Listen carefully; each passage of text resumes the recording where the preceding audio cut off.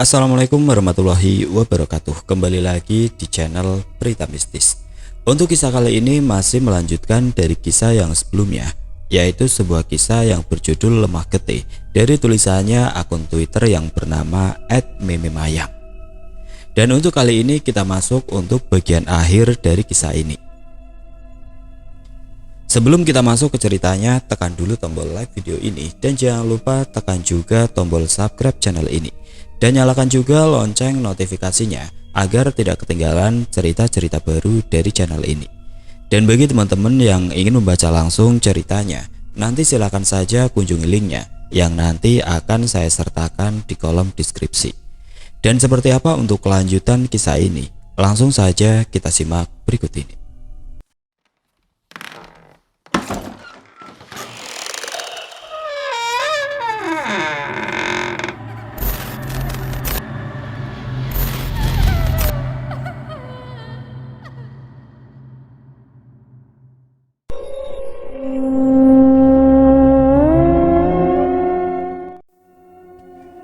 3 hari sebelum satu suro datang, yang kata bapak tepat memasuki malam itu, bulan akan berpendar dengan sempurna, membentuk sebuah purnama tanpa celah. Dan aku pun masih bertanya kenapa harus menunggu sampai malam satu suro. Apa tidak bisa jika kita selesaikan lebih cepat saja, agar semua keadaan bisa kembali normal? Pertanyaanku saat itu tidak terjawab. Aku pun tidak memikirkannya saat itu, karena pikiran sudah kalut, hanya memikirkan nasib keluargaku saja. Namun di umurku yang sekarang, setidaknya aku mengerti mengapa tragedi traumatis masa kecilku itu harus bertepatan dengan malam satu suro. Beberapa masyarakat di Jawa meyakini bahwa pada malam satu suro, makhluk tidak kasat mata yang telah lama berdiam dan energinya tidak terlalu solid.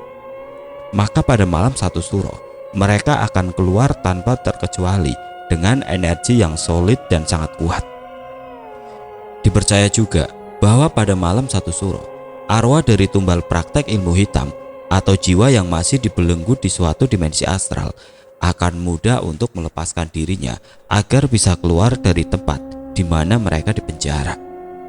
Mitos lainnya juga mengatakan bahwasanya kebanyakan masyarakat Jawa juga percaya pada malam satu suro terdapat larangan tertentu yang hendaknya dipatuhi. Misalnya, larangan tidak boleh berpergian jauh pada malam satu suro. Hal tersebut menjadi pantangan karena malam satu suro adalah malam di mana makhluk tidak kasat mata berkeliaran tanpa syarat. Hal itu juga bertujuan untuk menghindari orang-orang awam dari godaan makhluk gaib yang dapat mencelakai mereka. Namun bagi penganut ilmu tertentu seperti Bapak, Kang Amin dan Pak D, malam satu suro menjadi malam di mana mereka akan mendapatkan kekuatan penuh apabila ia memanfaatkannya dengan tirakat atau bertapa tepat di bulan purnama. Hal ini menguntungkan bagi mereka untuk merekrut para bantuan makhluk gaib untuk menjadi bagian dari dalam perperangan antar saudara ini. Dan mudah juga bagi jiwa mbok dan kakak-kakakku yang lain untuk bisa lepas dari rantai gaib yang Pak D berikan dan kemudian keluar dari belenggu dimensi astral yang Pak D gunakan saat itu. Malam itu, kami merasa semua sudah sedikit membaik. Pak D setelah kejadian Tumi itu tidak terlihat seharian ini. Padahal aku sering mengecek dari pintu belakang rumah. Tapi Bapak dan Kang Amin tidak membuat celah sama sekali. Aku sendiri bisa melihat kini berbagai bentuk makhluk halus ada di sekitar rumah kami. Namun, bukan makhluk seperti pocong atau kuntilanak, melainkan makhluk dengan bentuk yang aneh seperti cloning. Sebagian ada yang berkepala kuda bertubuh manusia. Ada sosok full memakai jubah putih, namun tingginya ada sekitar 3 meter.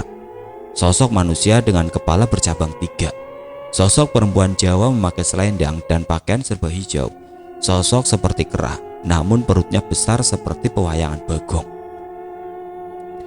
Sosok kerajaan dengan memakai pakaian perang, dan yang paling aku takuti adalah sosok perempuan dengan tubuh ular bersisik emas.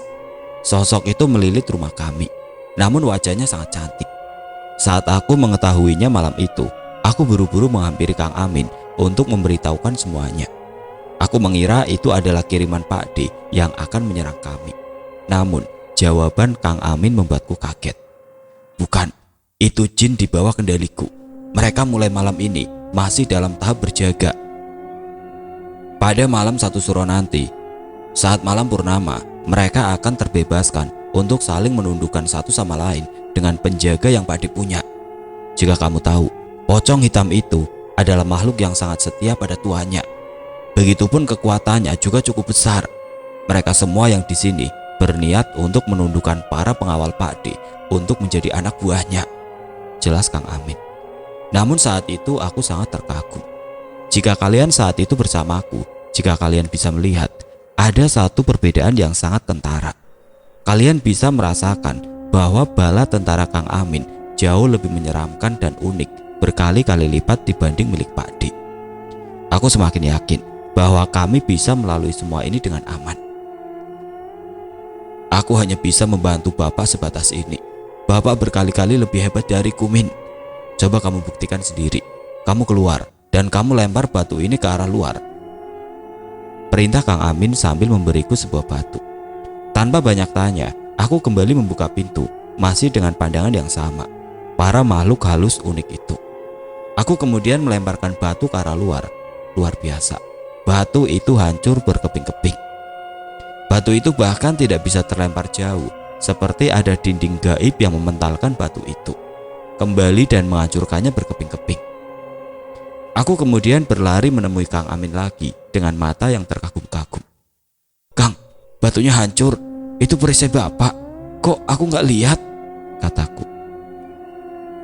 Ya, tidak bisa, Min. Kamu tidak bisa lihat. Bahkan aku saja tidak bisa. Hanya Bapak yang bisa. Tapi masing-masing dari kita juga sebenarnya sudah diberikan oleh Bapak, namun tidak terlalu kuat. Perisai Bapak itu bertujuan juga untuk menahan para jin di bawah kendaliku ini berbalik menyerang. Karena sejinak apapun, mereka hanyalah makhluk rendahan yang tidak bisa dan tidak boleh kita percayai.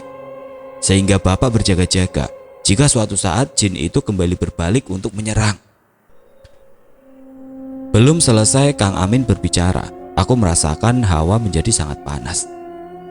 Pak, tanya Kang Amin ke Bapak. Banaspati, Pakdemu mengirimkannya. Jangan keluar, diam saja di sini, perintah Bapak. Aku langsung lari mencari Tumi. Di mana dia? Aku melihat dia di kamar. Ia tidak ada. Aku cemas kala itu dan berlari ke Bapak. Bapak, Tumi gak ada di kamar. Belum sempat Bapak menjawab, kami mendengar suara teriakan Tumi dari dapur belakang. Kami berlari menuju Tumi malam itu. Benar, Tumi ada di sana. Dengan posisi ia menangis mengatakan bahwa tubuhnya merasa panas, diikuti dengan asap yang keluar dari tubuh kecilnya. Sampai-sampai ia menggebyurkan air ke seluruh badannya. Bapak, panas, katanya sambil terus menangis. Kemudian Bapak kembali merapalkan mantra dan memungut sejumput tanah di dapur, kemudian melemparkannya ke tubuh Tumi. Aneh, sangat aneh. Tanah yang mengenai tubuh Tumi itu mengeluarkan api. Terus Bapak melemparinya dengan tanah yang sudah ia mantrai. Saat itu Pak Ramin sudah pulang karena ia sudah berhari-hari membantu kami di rumah. Tinggallah kami sekeluarga malam itu. Kembali pada Tumi, aku merasa sangat tercapik hatiku melihat kondisinya. Sampai-sampai aku mau mendekatinya dan memeluknya untuk menenangkan. Namun, lagi-lagi Kang Amin mencegahku dengan alasan yang sama saat Pak Ramin mencegahku. Saat ini, Tumi masih terkena dampak santet karena kukunya masih dibawa oleh Pakde. Aku tidak boleh mendekatinya jika tidak ingin dampaknya mengenaiku juga. Sampai pada akhirnya, Bapak berhasil menghalau santet itu kembali. Namun setelah Tumi pingsan, kini ganti bara api itu membakar tanah yang ada di belakang rumah. Dan akhirnya, dengan bantuan Kang Amin, api itu bisa padam. Aku sudah berusaha memadamkannya dengan menggebyurkan air, tapi sama saja api tidak bisa padam. Karena memang itu bukanlah api biasa. Saat api itu padam, padamnya bukan yang tiba-tiba hilang, melainkan kobaran api itu berubah bentuk menjadi kepala manusia yang dikitari api. Kepala itu menunjukkan ekspresi marah dan kemudian terbang kembali menuju rumah Pakde. Pakdemu memang benar-benar sudah buta hati. Ia tahu kita memberikan perlindungan yang lebih. Oleh karenanya, ia memanfaatkan Tumi untuk membakar tubuh Tumi dan kemudian membakar habis kita semua. Kata-kata bapak barusan terdengar sangat emosional. Ada rasa sedih, marah dan kecewa yang bergabung menjadi satu. Tapi aku bersyukur hingga pada akhirnya usaha bapak dan Kang Amin tidaklah sia-sia. Kami menggotong Tumi yang pingsan saat itu hingga kemudian ia demam. Bapak kembali memantrai Tumi. Aku kira perlindungan yang diberikan ke Tumi akan lebih baik daripada yang diberikan padaku. Terbukti saat itu, saat Kang Amin mengelus dahi Tumi, aku bisa melihat dari kepala Tumi keluar segumpalan asap putih. Kemudian asap itu berubah menjadi sosok bersorban putih dengan tinggi 3 meter yang aku lihat di halaman belakang. Ternyata Kang Amin menyuruhnya untuk menjadi pengawal Tumi. Bahkan sampai sekarang, di umur Tumi yang ke-49 pun, sosok itu masih menjaganya atas perintah dari Kang Amin. Aku sedikit lega. Malam itu kami lalui dengan suara gagak yang terus-terusan berputar di rumah. Gagak itu sudah beberapa hari ini selalu berputar, kadang di atas rumah Pak Dik, kadang di atas rumah kami. Kita tunggu saja di mana ia akan bertengger pada malam 1 Suro nanti. Karena mitosnya, suara gagak di malam hari itu adalah pertanda kematian atau sakit keras. Di mana ia bertengger, itulah rumah orang yang akan diberikan ujian berupa kematian atau sakit. Wallahu alam. Sampai akhirnya esok hari menjelang, aku memang sengaja tidak masuk sekolah tanpa keterangan. Mungkin nanti jika semua sudah selesai, bapak akan dipanggil ke sekolahku untuk diberikan peringatan. Aku hanya bisa berharap momen itu terwujud. Yang berarti bahwa bapak masih bertahan. Bapak yang menenangkan peperangan ini dan memarahiku kembali seperti sedia kala. Menghadiri undangan di sekolahku dengan Tumi sembari menaiki sepeda motor bututnya. Kurang 2 hari malam itu datang, perasaanku tidak karuan. Aku memiliki insting bahwa malam itu juga akan aku lewati dengan beberapa kejadian aneh. Benar saja. Singkat cerita, jam menunjukkan pukul 11 malam. Saat itu kami tidak merasakan ada sesuatu yang aneh. Kami kemudian beristirahat, tapi masih dalam keadaan siaga. Kami tidur bersama di sebelah Mbok dan saudaraku yang masih terbujur kaku itu. Tiba-tiba kami mendengar Mbak Ipa mengerang. Seperti orang sesak nafas. Kami langsung bangun dan menghampirinya. Mulutnya yang menganga itu kini dipenuhi dengan makhluk-makhluk menjijikan. Kelabang, kalajengking, ulat keluar dari mulutnya. Begitupun Mbok dan saudara kami yang lain. Setelah Mbak Ipa, mereka juga. Masih dengan posisi kaku seperti bambu, juga masih dengan mata membelalak putih dan perut yang mengembung. Aku tidak bisa menahan mualku dan kemudian muntah saat melihatnya. Tumi berteriak ketakutan saat itu. Aku benar-benar tidak bisa mendekat karena sangat menjijikan. Sampai akhirnya bapak kembali merapal mantra bersama Kang Amin. Dari kejauhan aku melihat kelabang dan hewan lain yang mulai keluar itu kian semakin besar. Namun setelah beberapa saat, hewan yang sudah jatuh dari mulut Mbok dan saudaraku lenyap seketika, dan yang belum sempat keluar kembali ke dalam mulut mereka. Mualku semakin menjadi-jadi saat melihat para hewan itu kembali ke mulut mereka. Pak, kenapa? Kenapa dengan hewan itu? Itulah santet, berhubungan dengan hewan-hewan menjijikan. Jalan Pak Demu saat ini bisa menyentuh kita hanya melalui Tumi dan Mbok serta saudara-saudaramu ini. Dia tidak bisa menyerang langsung karena rumah ini sudah ada penjaga. Namun meskipun kini Tumi sudah ada penjaga, dia tidak sepenuhnya aman. Bagian tubuhnya masih dipegang Pak Demu. Jika sewaktu-waktu ia gagal melancarkan santet ini pada seluruh anggota keluarga, ia masih punya Tumi untuk menjadi satu-satunya korbannya. Untuk Mbok dan saudara, Pak D masih memiliki kendali 50% karena jiwa mereka ada di genggamannya. Namun separuhnya lagi, 3 saudara Bajangmu lah yang mengamankan Mbok dan saudara-saudaramu dengan masuk ke rumah putih itu, meskipun masih dalam posisi kaki terantai. Jelas Bapak. Aku semakin tidak sabar untuk menantikan malam 1 Suro. Besok malam, besok malam akan terjawab siapa yang akan menyentuh garis finish. Untuk kalian yang menanyakan Win, setelah kejadian itu ia dibawa oleh Pak Ramid. Karena kami sudah memastikan cara kerja santet kali ini berbeda, bukan acak, melainkan berurutan. Win tidak akan terkena dampak apabila semua anak-anak Bapak masih hidup dan bisa bertahan. Win hanyalah sebuah pengecoh yang disetting oleh Pak D, sama persis skenarionya dengan proses santet Prince dapur pada umumnya. Sehingga justru keberadaan Win di rumah tidaklah aman. Setelah memastikan Win terlindungi, ia dibawa oleh Pak Ramin untuk tinggal sementara di rumahnya.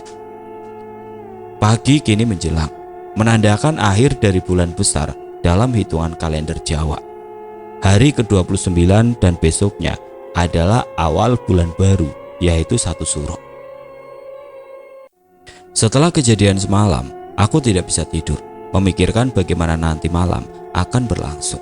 Malam 1 Suro. Kang, tidak apa-apa kan? Pasti kita bisa kan? Tanyaku.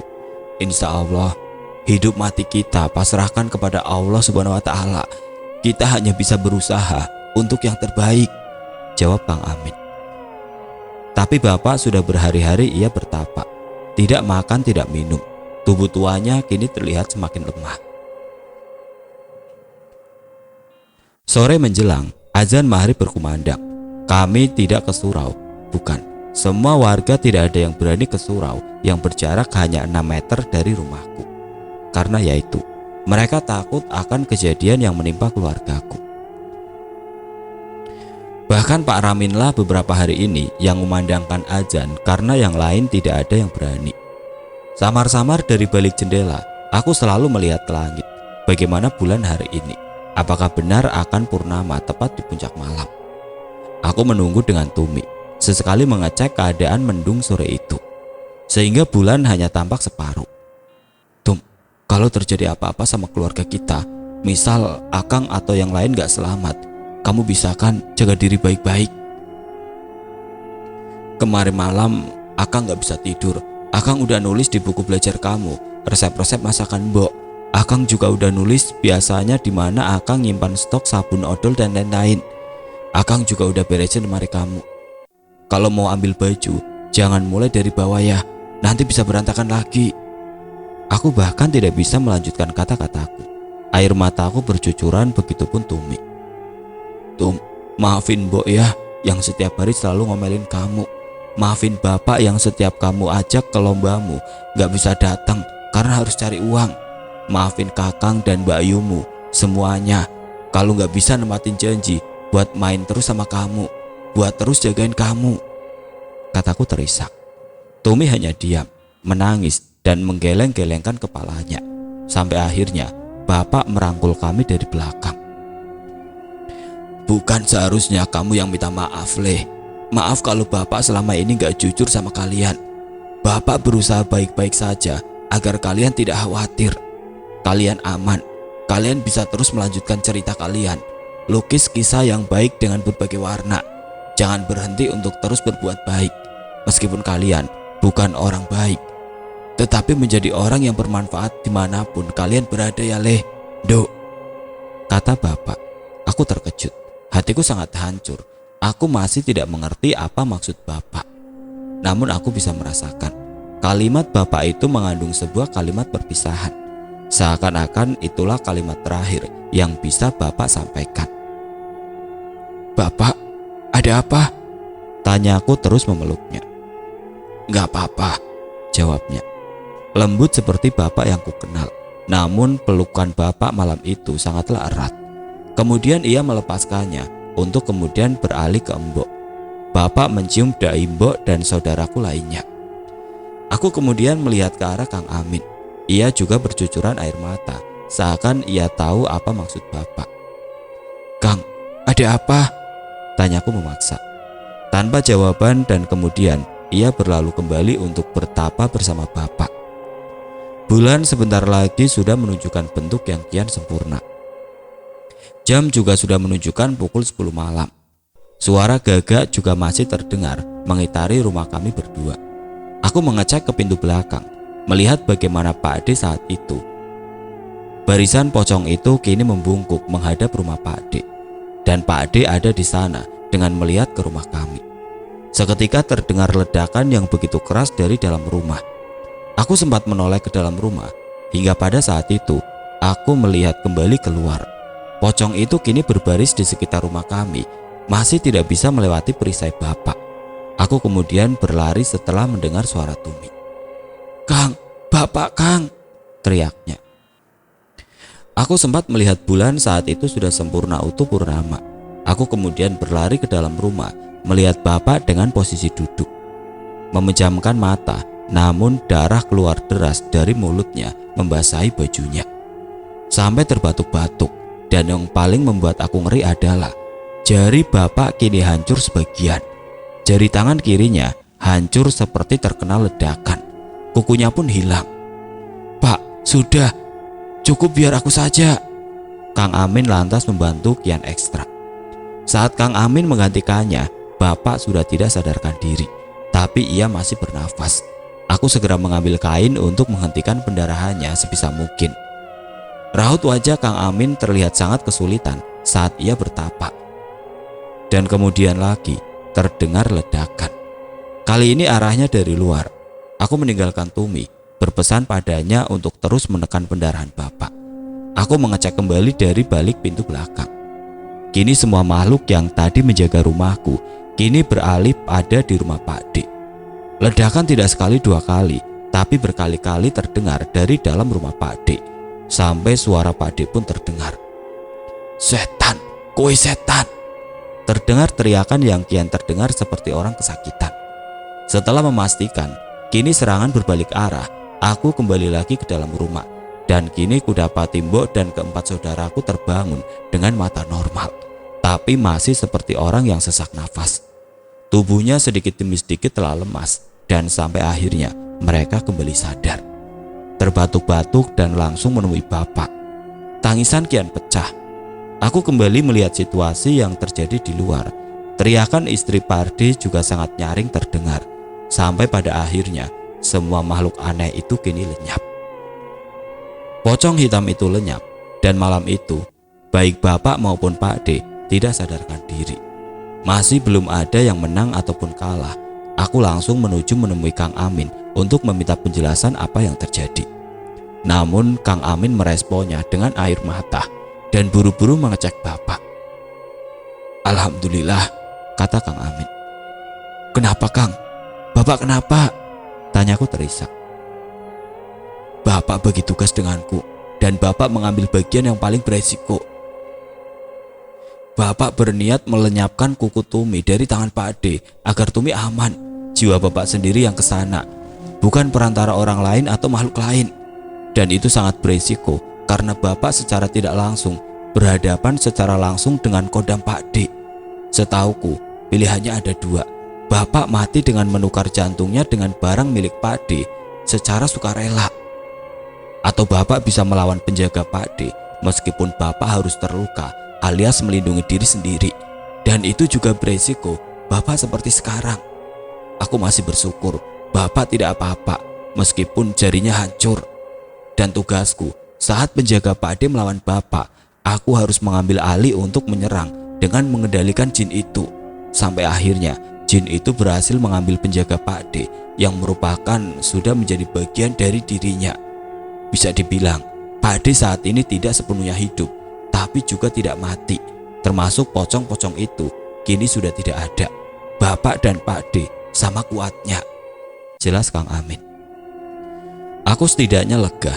Setidaknya santet ini sudah hilang. Hingga akhirnya kami semua saat ini merawat Bapak yang 3 hari tidak sadarkan diri. Kami mendatangkan mantri dari luar desa untuk mengobati tangan Bapak. Begitupun suami Mbak Ipa, kini ia kabari untuk datang ke rumah. Setelah semua aman, kami berkumpul. Setelah beberapa hari Bapak tidak sadarkan diri, kini ia sadar.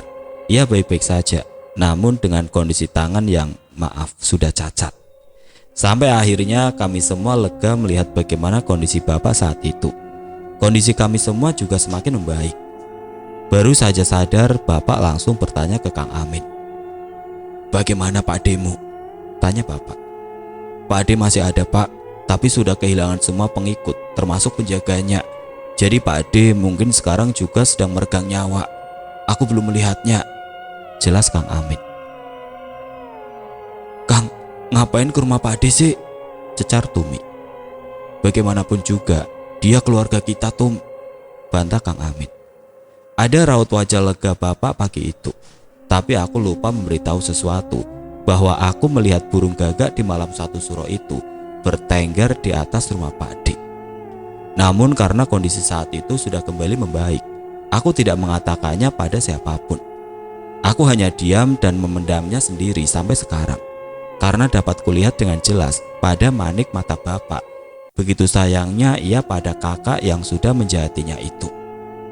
Maka dari itulah, bagaimanapun dendamnya pada Pak Ade,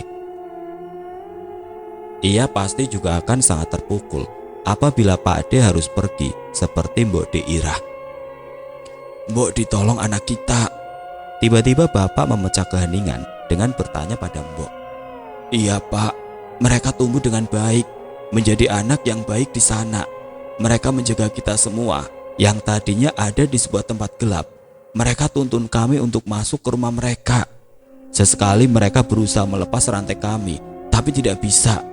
Sampai akhirnya, entah bagaimana aku melihat mereka tumbuh begitu cepat hanya dalam waktu sepersekian detik.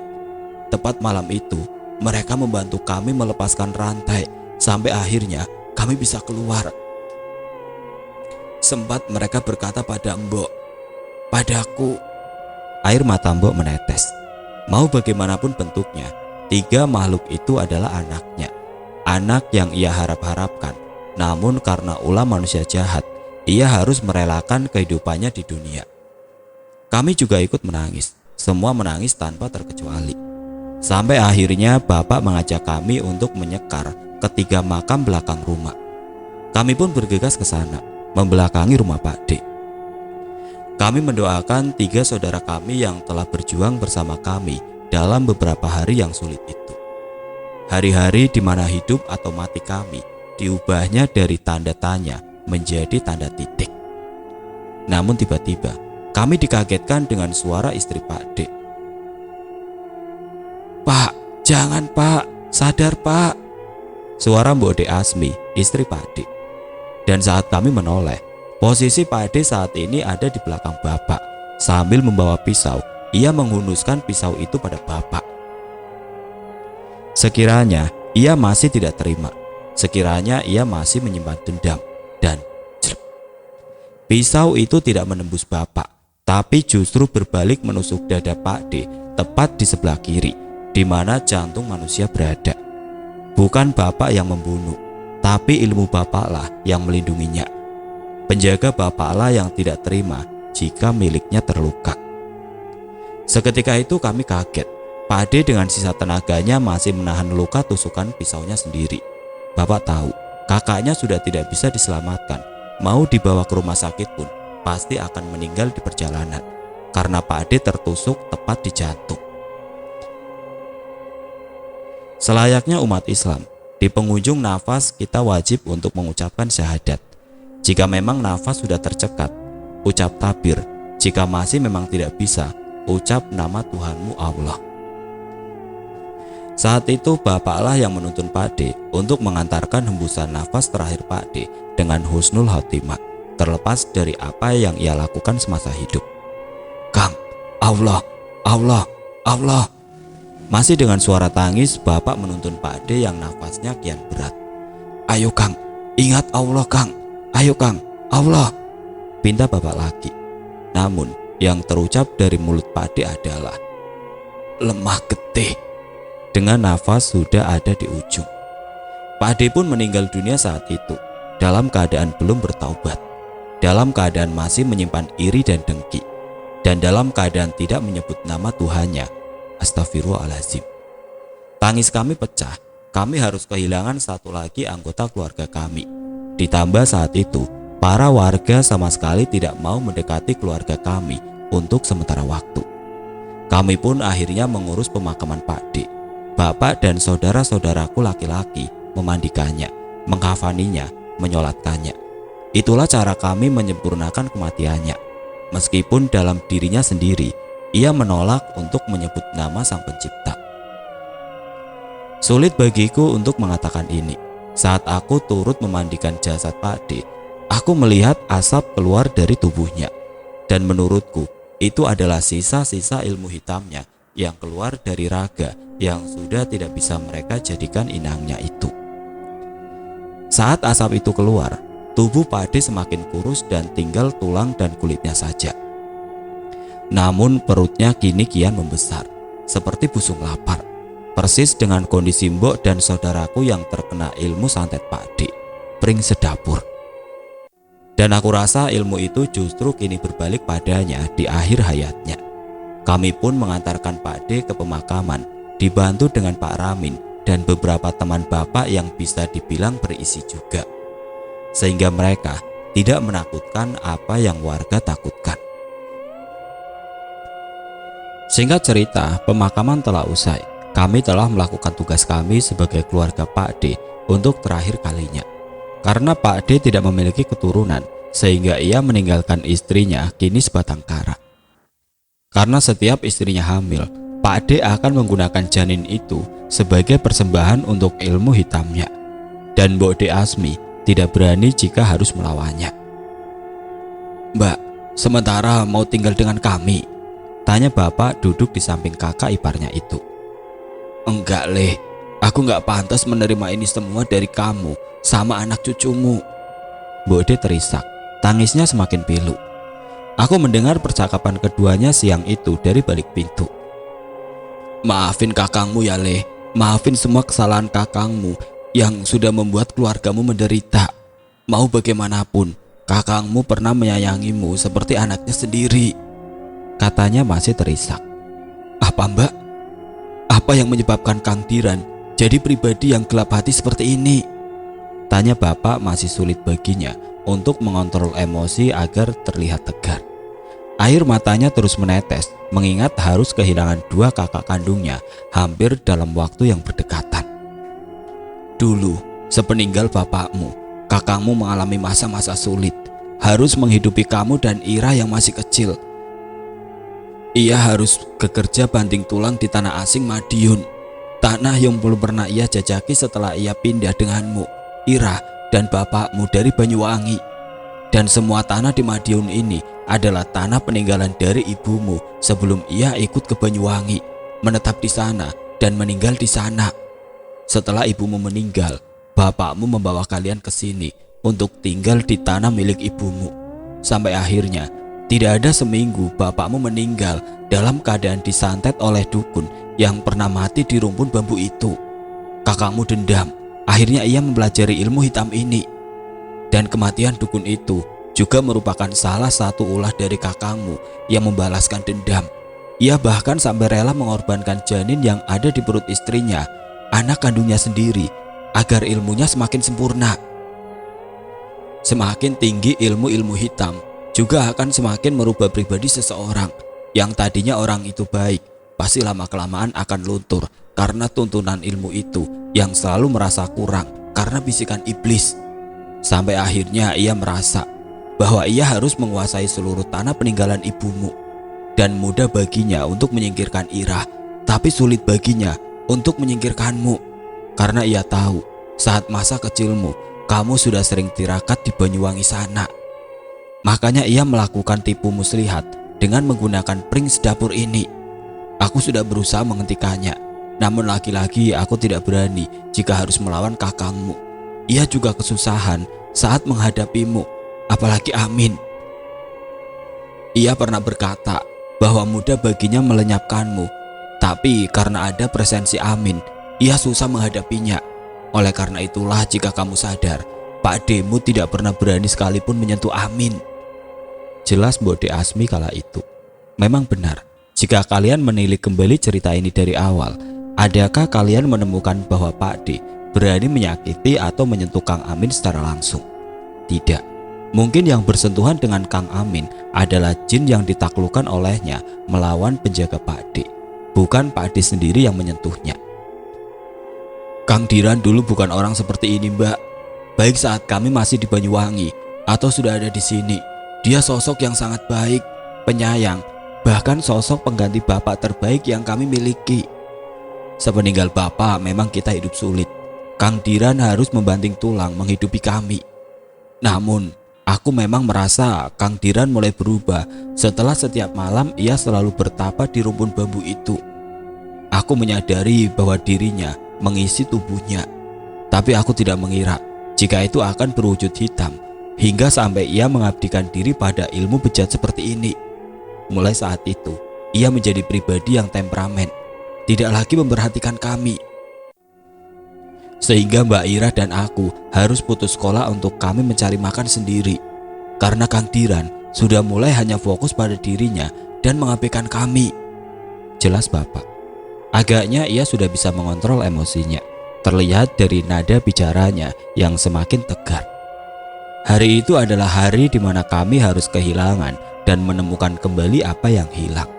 Kami kehilangan Pak D, tapi kami kembali menemukan Bode Asmi sebagai satu kesatuan keluarga. Mulai hari itu, kami masih sering mengunjungi Bode, hanya sekedar menemaninya berjualan gorengan dengan jarik gendongannya, atau bahkan menemaninya bercakap di kala malam tiba. Kami secara bergantian menemaninya, tidak sehari pun kami membiarkannya sendiri, bahkan sampai akhir hayatnya. 2 tahun setelah kepergian Pak D, Bode mengembuskan nafas terakhirnya karena penyakit tumor di rahimnya. Kami menemaninya, memegang tangannya, menuntunnya menuju husnul khotimahnya.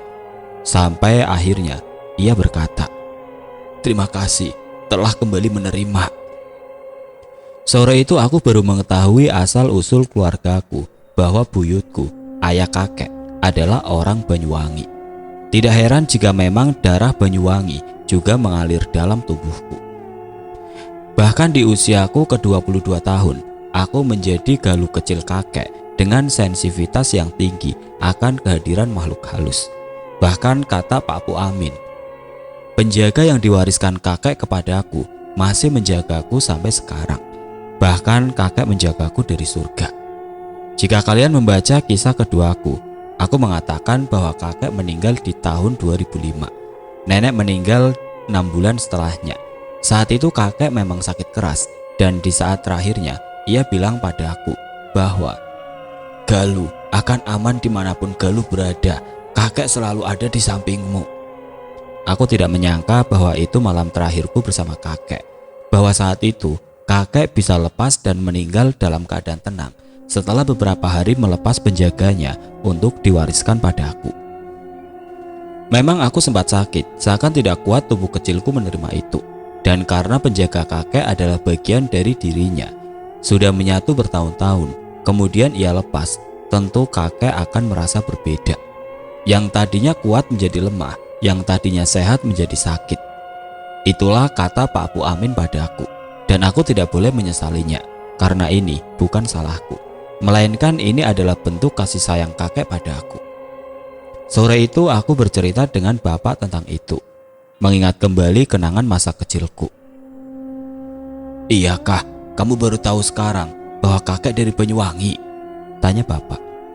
"Iya, kan bapak gak cerita," tanyaku sembari mengupas kuaci. "Bukankah dulu kamu pernah diajak ke Banyuwangi pas kakek meninggal ya? Yang kamu gak mau turun gara-gara tahu kita lewat Alas Purwo," ingat bapak. "Oh iya, itu kita rombongan memang mau kemana pak? Soalnya aku gak turun waktu itu," tanyaku.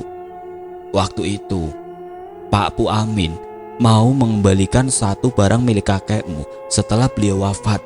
Harus dikembalikan ke tempatnya, dan itu ada di daerah yang memang dekat dengan Alas Purwo," jelas bapak. "Ke makam buyut?" tanyaku. "Bapak sendiri juga gak tahu. Kami semua dilarang masuk oleh Pak Pumu. Hanya dia sendiri, katanya bahaya," jelas bapak. Percakapan ini telah membuatku kembali menyadari silsilah leluhurku. Berkat para pembaca yang menuntunku untuk menggali lebih dalam. Terima kasih karena telah menemaniku menemukan garis keturunan ini. Sore ini aku masih mengganggu bapak untuk menanyakan sesuatu yang sepertinya belum sempat ia katakan. Pertanyaanku, kenapa saat kakek melawan Pak D secara terang-terangan, ia bisa terluka? Bukankah ia punya ilmu yang kebal akan serangan? Bukan bapak yang memberikan jawaban, namun aku meraih handphoneku dan menelpon Pak Pu Amin sore ini untuk menanyakan jawabannya. Beliau menjawab, "Satu hal yang harus kamu tahu, setan, iblis, atau jin itu adalah makhluk yang lebih rendah dari kita, namun ia memiliki sifat picik. Jika kamu mau menaklukkannya, jadilah dia.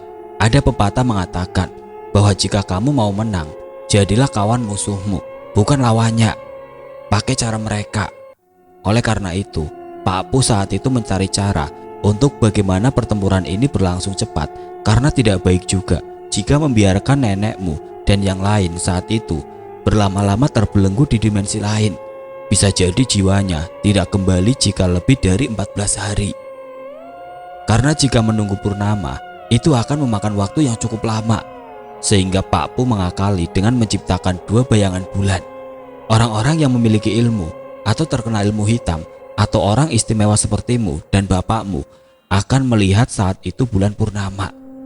Begitupun para makhluk astral dan orang-orang awam atau yang tidak berhubungan akan melihatnya seperti bulan pada umumnya. Bapakmu ceritakan kalau malam itu berkabut mendung. Ya, itulah batas antara yang asli dan yang palsu. Dengan diciptakannya ilusi itu akan mengecoh para jin, baik pengikutku atau pengikut Pak D, untuk merasa bahwa energinya saat itu penuh. Padahal tidak, dan nyatanya kami menang. Karena memang dari awal Pak Pu dan kakek sudah merancang ini berdua. Samin pun tidak tahu, dan karena inilah kakekmu selamat waktu itu, tidak terluka terlalu parah. Karena sesakti apapun ilmu harus memiliki strategi, Nduk, kata beliau. Dan aku semakin tercengang sore ini. Pak Pu memang pantas mendapatkan semua keistimewaan dan keberkahan ini. Selain karena pribadi yang baik, dia juga sosok yang cerdas. Karena penasaran, aku menceritakan ini pada bapak. Bapak kemudian memanggil Gino, teman sebayanya yang katanya saat itu tahu mengenai tragedi malam 1 Suro. Bapak melihatnya lewat rumah ketika ia mengintip di balik pintu. "Aku waktu itu lagi main sama yang lain di balik desa. Aku kaget kok lihat ada gegak, ada ledakan juga. Terus aku inget, iya 1 Suro. Biasalah setan-setan pada keluar, tapi kok ini kayaknya ekstrim. Apa ngerangkam malam purnama juga?" Ternyata tidak. Bulan saat itu terlihat tipis, berbentuk sabit. Ya sudah, karena aku takut. Pada saat itu memang ada rumor kalau keluargamu terkena santet kan. Aku kemudian pulang. Bukan rumor, memang santet pranks dapur ini benar adanya. Kami adalah saksi hidupnya, jelas bapak. Kisah ini telah selesai dituturkan dengan segala bentuk kekurangan. Kami mohon untuk diwajarkan. Cerita ini tidak dibuat untuk memenuhi ekspektasi pembaca. Cerita ini berjalan sesuai apa adanya. Kami juga tidak menuntut untuk dipercayai, tapi paling tidak saling menghargai. Pelajaran yang bisa sama-sama kita petik adalah jangan sekali-kali bersekutu dengan makhluk yang lebih rendah dari kita. Sebaik apapun kita, jika kita bersekutu, maka mereka akan merubah level kita serendah sama dengan mereka. Yang kedua, harta yang paling berharga adalah keluarga, bukan tanah atau uang yang hanya sementara. Hembusan nafas pertama menyapa dunia sampai menghembuskan nafas terakhir kita sebelum meninggalkan dunia, kita selalu butuh keluarga. Merekalah yang selalu ada, jagalah selama masih ada.